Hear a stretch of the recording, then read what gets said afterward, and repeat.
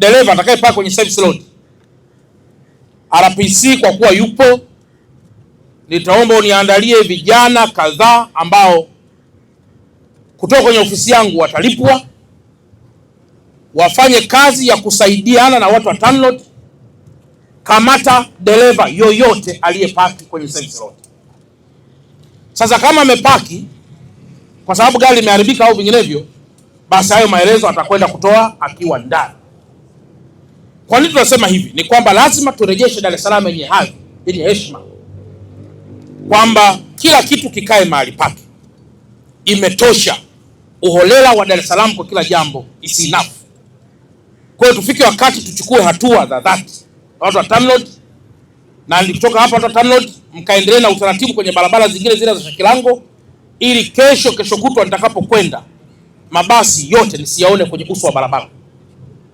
Mabasi nisiyaone kwenye uso wa barabara, malori huku pembeni, hii sio parking.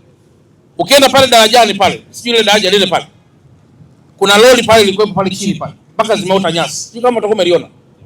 Sasa ieleweke yule mtu alipaki, alifia kwenye gari, akaozea kwenye gari, akapaa mbinguni kwa uwezo wa Kristo, haieleweki. Lakini kwamba lori liko pale aliweki limepaki li. Sasa huo ni uholela wa kupitiliza kiasi kwamba hata tukipata dharura ya wagonjwa, ya moto, hakuna mahali pa kupita nje na hizi barabara.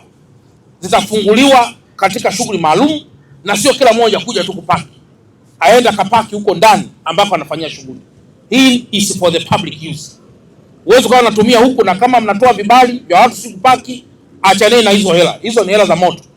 Zipo hela ambazo zimeungana na roho. Ama ile hela ule na roho, ama uachane na hiyo hela na roho ipone. Kwa hiyo sio kila hela inalika. Lazima kuna zingine achana nazo ili tuweze kufanya kazi ambazo ni nzuri. Kwa mkoa wa wilaya na kuomba sana pale halmashauri uwe pia na vikosi vyako kupitia ma OCDs.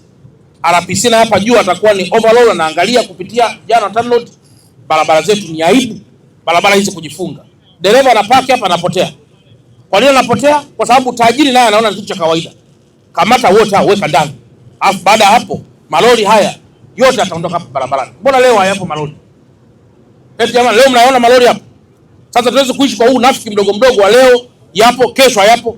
Ni kushughulika nao kuanzia sasa.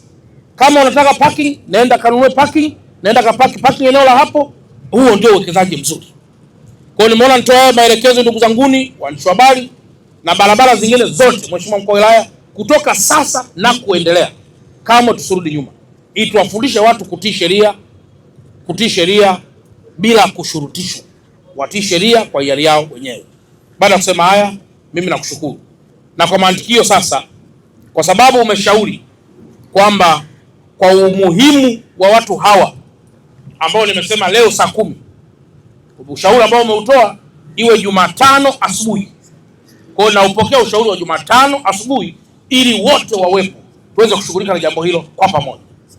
Wananchi wasije kaona leo kuna mabadiliko au kesho, iwe Jumatano asubuhi kwa uratibu wako, ili wote tuweze kukaa nao tuweze kutimiza yale ambayo Mheshimiwa Rais ametuma tuweze kufanyia kazi.